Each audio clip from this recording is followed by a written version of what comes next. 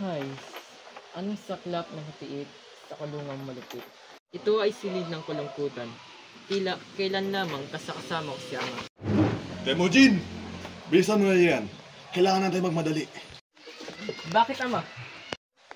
Malayo ang ating lalakbayin. Kailangan natin huwag tayo magpapatay-patay.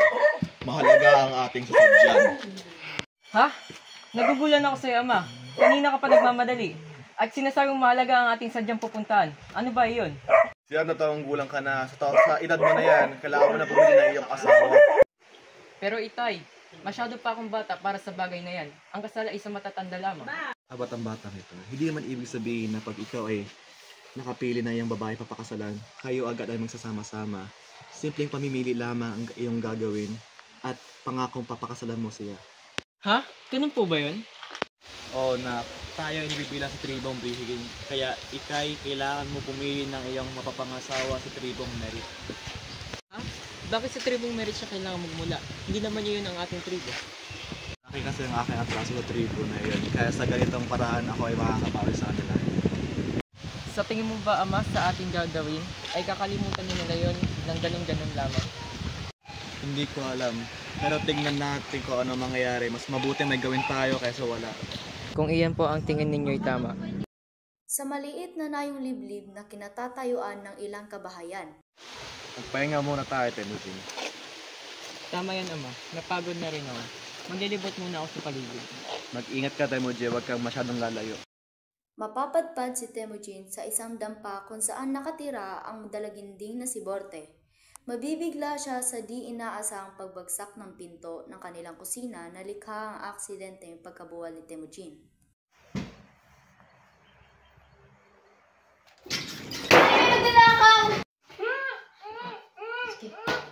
Huwag ka sumigaw. Wala akong gagawin masama sa'yo. Tatanggalin ko ang pagkakatakip sa bibig mo. Kumaka ka sa akin na hindi ka mag-iingay. Magtiwala ka sa akin. Hindi ako masamang tao. Bakit naman kita paniniwalaan? Di naman kita kilala.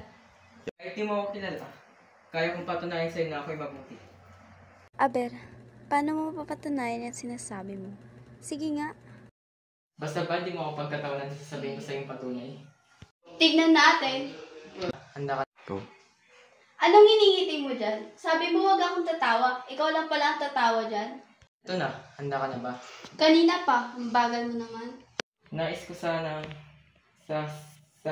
ikaw ang babaeng mapapangasawa ko. Sira ulo ka ba? Niloloko mo ba ako? Kabata-bata pa natin? Hindi pa ako paniwalaan. Ngunit hayaan mo akong magpaliwanag. Kasama ko si Itay. Pupunta kami sa tribong Merit upang mamili na mapapangasawa ko. Ngunit, ikaw ang ibig ko. Ikaw ang pinipili ko. Ano bang mayroon sa akin? Bakit ako ang pinili mo? Alam, ang tanging alam ko lamang ito ang binigay ng pagkakataon sa akin. Ikaw ang aking nakita. Kaya naman, pagbigyan mo na ako. Hindi naman ibig sabihin na pumayag ka ay magpapakasal na tayo. Hindi ko malaman kung ano sasabihin ko sa'yo, pero sige na nga. Salamat sa iyo. Ako'y labis mong pinaligaya. Aasahan mong hindi ka magsisisi sa iyong desisyon. Paano na ngayon? Tuloy pa rin ang buhay natin.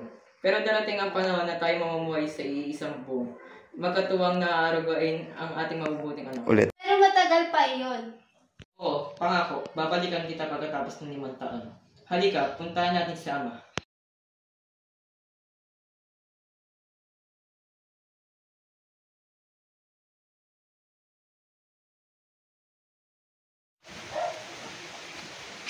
Ama!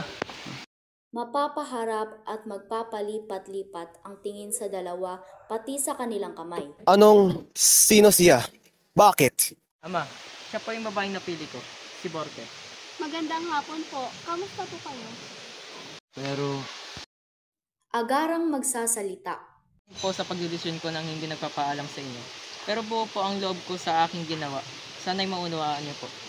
Gaano desido ka na? Sino ba ako para di sumang-ayon sa iyong kagustuhan? Ang iyong buhay naman ay nakataya rito. Opo. Kung gayon, halina na kayong dalawa at kakausapin natin ang mga magulang mo, Borte.